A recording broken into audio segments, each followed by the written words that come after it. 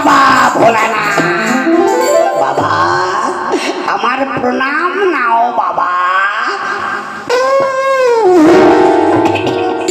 প্রণাম করতে গিয়ে পিছন থেকে হাওয়া বেরিয়ে গেলে কেন? বাবা ভোলানাথ আমার কথাগুলো শুনবে বাবা। শোনো বাবা, আমার বউ আমাকে সেন্টারিং কাজে পাঠিয়ে দিয়ে পাশে গ্রামে সদন্দ বলে ঠাকুরপো তার সঙ্গে ভালো বাঁচাবাচি করেছে। বাবা ভোলানাথ, ওগো ভোলানাথ, আমাকে বাজারে পাঠিয়ে দুজনে গুজুর গুজুর ভুসুর ভুসুর করেছে আর বলেছে তোমার কাছে আসছে আমার বউ মানত করবার জন্য, আমাকে অন্ধ বানিয়ে দেবে, তারপর ওরা দুজনে ছুটিয়ে প্রেম করবে।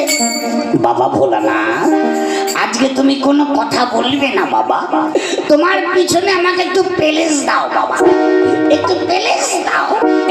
দেখি বাবা দেখি, সরে যাও বাবা, ধরে সরিয়ে দে।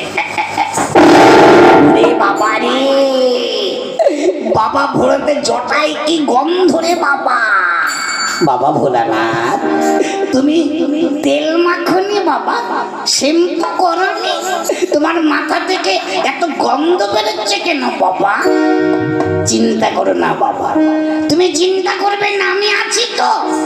তোমাকে আমি 5 লিটার কেরোসিন তেল কিনে দেব, তুমি মাথায় মাখবে, আর 1 ডজন ডাব শ্যাম্পু কিনে দেব, শ্যাম্পু ঘষবে, আর গায়ে মাখবার জন্য একটা লাইট বয় সাবান থান ইট কিনে দেবো, তুমি গা পরিষ্কার করবে বাবা।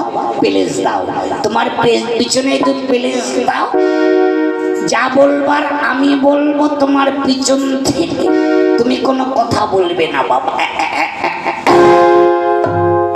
থাকো বাবা। ঠাকুরপো আর কতদূর যেতে হবে? এই যে এসে পড়েছি, ওই দেখো ওই যে আসছে।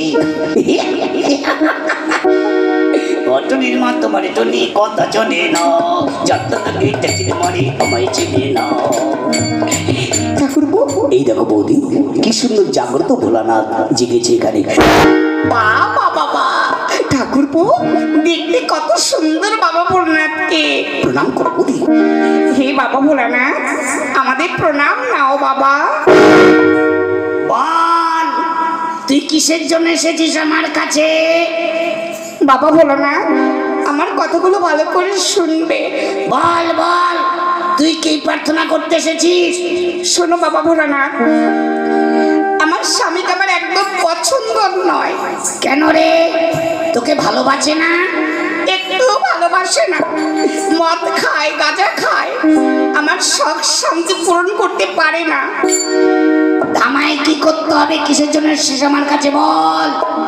বাবা ভোলানাথ তুমি এমন একটা কিছু করে দাও, আমার স্বামীকে অন্ধ করে দাও। বলিস কি রে, অন্ধ করব? কেন তুই কাউকে ভালোবাসিস? হ্যাঁ বাবা ভোলানাথ, এই যে আমার পাশে এই সদানন্দ ঠাকুরকে আমি ভালোবাসি। বলিস কি রে, তোর স্বামীকে ভালোবাসিস না, এই ঠাকুরকে ভালোবাসিস? আমায় কি করতে হবে বল? বাবা ভোলানাথ তুমি আমার স্বামীকে অন্ধ করে দাও। বলিস কি রে, তোর স্বামীকে অন্ধ করে দেবো? হ্যাঁ বাবা ভোলানাথ। অন্ধ হবে রে, হবে। আমার কথা মতো যদি কাজ করতে পারিস তাহলে তোর স্বামী অন্ধ হয়ে যাবে। বলো বাবা ভোলানাথ কি করতে হবে? যা করতে হবে তাই করব। তাহলে শোন, বাড়িতে গিয়ে বাজারে যাবি, বড় একটা বস্তা নিয়ে বাজারে যাবি। বস্তা? হ্যাঁ, বস্তা নিয়ে গিয়ে ভালো মন্দ বাজার করবি, খাসির মাংস কিনবি, কাতলা মাছের মাথা কিনে আনবি, মুগ ডাল দিয়ে ঘন্ট করবি, দই মিষ্টি পাঁপড় চাটনি সব তোর স্বামীকে যত্ন করে খাওয়াবি। খাবার পর যখন তোর স্বামীর পেট ভরে যাবে, গরম গরম 1 গ্লাস দুধ খাওয়াবি। দুধ খেলে কি হবে বলে বলে দাও। শোন, দুধ খেলে তোর স্বামী আস্তে আস্তে চোখে ঝাপটা দেখবে, তারপরে আস্তে আস্তে তোর স্বামী অন্ধ হয়ে যাবে। তাই যেন হয় বাবা ভোলানাথ, আমার স্বামী যেন অন্ধ হয়ে যায়। তাই হবে বাবা ভোলানাথ, তবে আমি এখন আসি। এই, কোথায় যাচ্ছিস? আমার কথা শেষ হয়নি। বলো বাবা, কি বলতে চাও? আমার প্রণামী দিয়ে যা। প্রণামী কে দেবে রে? প্রণামী কত টাকা দিতে হবে? 1001 টাকা প্রণামী দিয়ে যা। দেখছি বাবা। শুনছো? বলো। বাবা ভোলানাথ 1001 টাকা প্রণামী চাইছি, দাও না। দিচ্ছি দিচ্ছি, এই নাও। এই যে বাবা ভোলানাথ, 1001 টাকা প্রণামী দিয়ে গেলাম, এখানে রাখলাম, এখন আসি।